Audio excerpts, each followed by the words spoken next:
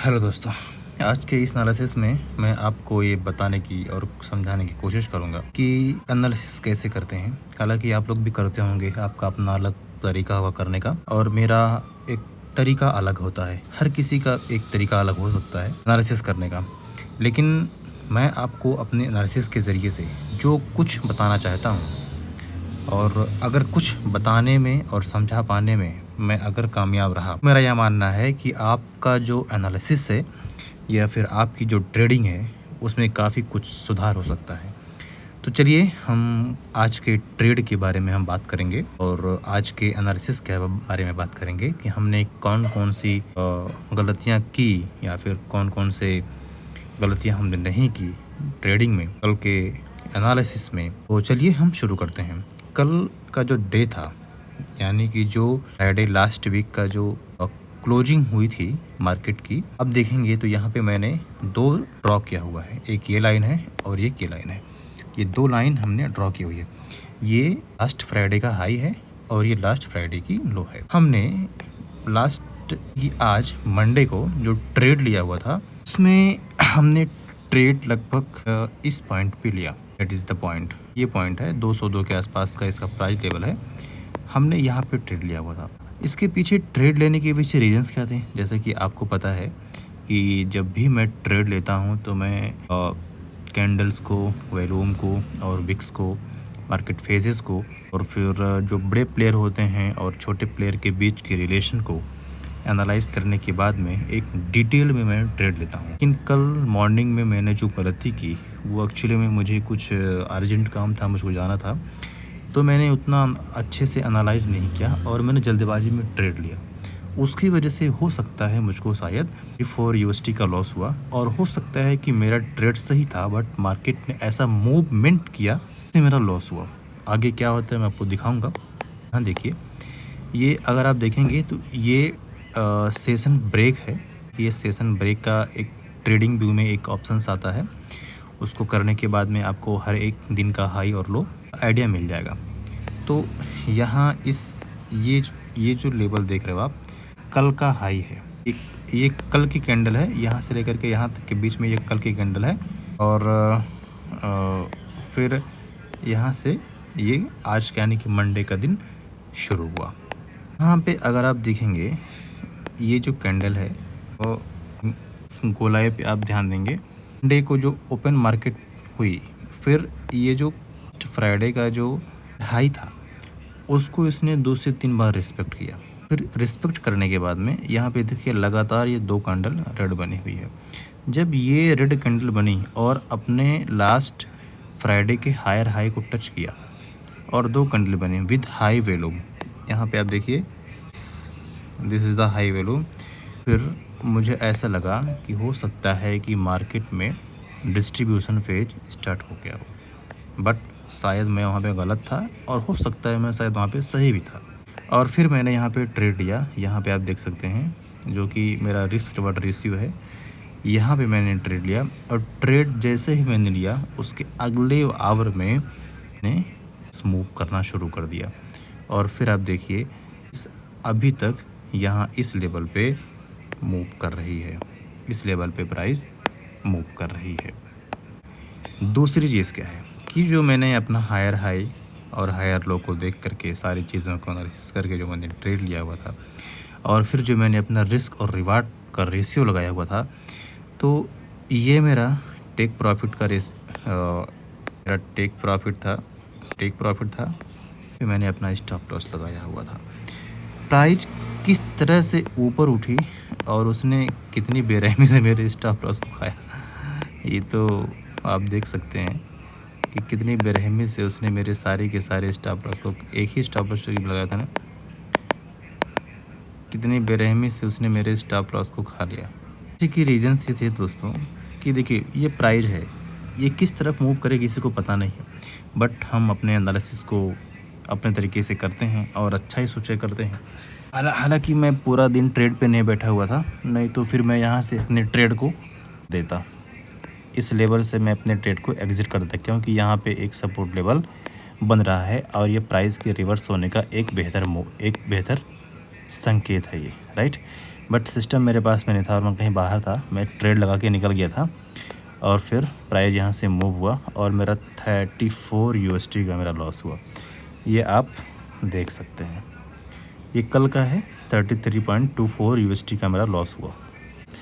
अब हम 4 आवर पे थोड़ा सा इसकी एनालिसिस कर लेते हैं, या फिर अगर आपको हो तो 1 आवर पे कर लेंगे, लेकिन 1 आवर पे थोड़ा सा ज़्यादा भारी पड़ेगा।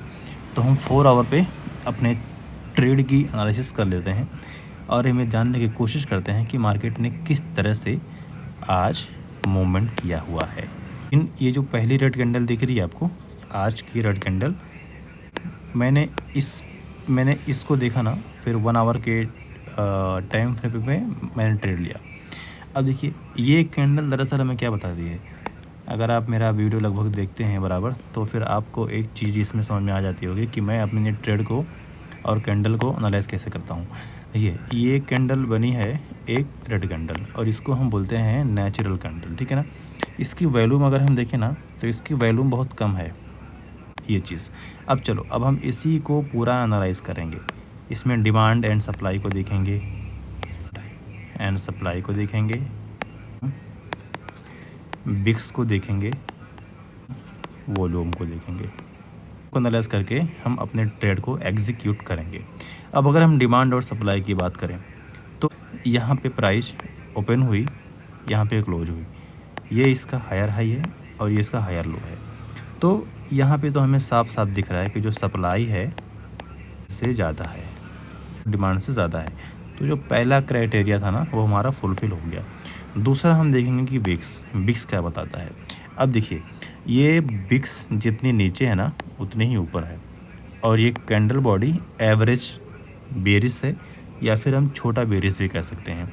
अब जो विक्स होता है ना वो मार्केट में पार्टिसिपेंट्स के बिहेवियर को बताता है, यानी कि जो पार्टिसिपेंट्स हैं ना जो मार्केट में भाग लेते हैं, बाई और सेल करते हैं, उनका आपस में बिहेवियर क्या है, यानी कि वो ज़्यादा सेल करते हैं या फिर ज़्यादा बाई करते हैं। इस चीज़ को बिक्स हमें रिप्रेजेंट करता है। तो इस पर्टिकुलर कैंडल में बिक्स हमें क्या बताता है, ये बताता है, आने की कोशिश कर रहा है कि जब सेशन स्टार्ट हुआ तो यहाँ से मार्केट ओपन हुई, ठीक है, और फिर वे और प्राइस को ऊपर लेके गए और इस लेवल पे एक सपोर्ट मिला और बायर्स ने अपना कंट्रोल खोया और फिर सेलर्स एक्टिव हुए और प्राइस को नीचे लेकर के आए। फिर इस एक सर्टेन लेवल पे सेलर्स का भी कंट्रोल कम हुआ और फिर यहाँ पे बायर एक्टिव हुए और फिर प्राइस को ऊपर लेके गए, यहाँ पे उसको क्लोज किया। को क्या दिख रहा है, यहाँ पे ओपन हुआ, यहाँ पे क्लोज हुआ और अपना हायर लो बना और ये अपना हायर हाई बना। इसको हम एक रेजिस्टेंस भी कह सकते हैं और इसको सपोर्ट भी कह सकते हैं। अगर हम शुरुआती दौर में देखों तो यहाँ पे बाइंग प्रेशर था, फिर इसमें सेलिंग प्रेशर और लास्ट में फिर buying pressure, but at the end of the candle हमें एक बेरिश कैंडल ही मिली, ठीक है। तो ये हमें ये बताता है कि मार्केट में जो सेंटिमेंट है वो बिल्कुल इनडिसीजन है, ठीक है ना, यानी कि मार्केट किसी भी तरफ मुड़ सकती है। अगर ओवरऑल देखा जाए तो मार्केट में एक बुलिशनेस है, बट अगर हम इस पर्टिकुलर कैंडल की बात करें तो हमें ये पता चलता है कि मार्केट में एक इनडिसीजन का माहौल है।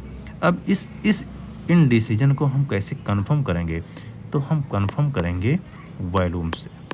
क्या होता है एफर्ट रिजल्ट, मार्केट पार्टिसिपेंट्स में जो प्लेयर है ना उनका जो एफर्ट है, यानी कि कितनी सेलिंग किए हैं, इसके मोमेंट में बदलाव होना चाहिए। एफर्ट बीएस रिजल्ट, तो हम इस पे अगर हम बात करेंगे तो यहाँ देखिए ये पर्टिकुलर रेड कैंडल की में ना वॉल्यूम बहुत छोटी है और ये जो वॉल्यूम है ना ये हमें ये बताने की कोशिश करती है कि मार्केट में पार्टिसिपेंट्स हैं उनका इन्वॉल्वमेंट है, यानी बाइंग ज़्यादा नहीं है। दूसरी बात यह है कि जो बड़े प्लेयर हैं वो मार्केट में शामिल ही नहीं है, इंडिकेट कर रही है। तो ये जो कैंडल है ना, इसमें हमें ये पता लग गया कि अगर वॉल्यूम कम है, विक्स हमारे बड़े-बड़े हैं, हमारी बॉडी छोटी है, तो ये इनडिसीजन का माहौल है, बट सेलिंग प्रेशर कम है। तो हम ये कह सकते हैं कि मार्केट इसके बाद में फिर ऊपर जा सकती है। और इसके बाद में आप देखिए कि फिर वही हुआ, उसके बाद में एक हैमर बना और हैमर बनने के बाद में एक बुलिश कैंडल बनी और फिर ये जो एक बेरिश कैंडल बनी है एक लंबी बॉडी का। देखिए, ये मार्केट में मैनिपुलेशन होता है और सारे मैनिपुलेशंस को हम रोक नहीं सकते, ठीक है ना। हम अपने मैनेजमेंट और ट्रेड मैनेजमेंट के ज़रिए से अपने लॉसेस को कम और प्रॉफिट्स को मैक्सिमाइज कर सकते हैं। हमारा हर ट्रेड प्रॉफिट में नहीं जा सकता और हमारा हर ट्रेड लॉस में नहीं जा सकता। Trading is a game of probability. जो ट्रेडिंग है ना, वो गेम है संभावनाओं का। तो हमें अपना एनालिसिस करना है अपने नॉलेज के बेस पे, और फिर हमें ट्रेड जब हमने ले लिया तो हमारे सामने सिर्फ़ और सिर्फ 2 ऑप्शंस होने चाहिए, या तो हमारा टीपी हिट होगा या फिर हमारा स्टॉप लॉस हिट होगा, ठीक है ना। तो ये था मेरा आज का एनालिसिस। कल के एनालिसिस के बारे में मैं आपको बता दूं कि मार्केट अभी टोटली बुलिश है, जीबीपी जेपीवाई, और अभी आप सेल करने की मत सोचिए। अगर आप सेल करना चाहते हैं तो इसमें आप बाइंग का ही पोजीशन रखिए, बट अपने एनालिसिस के हिसाब से। Thank you.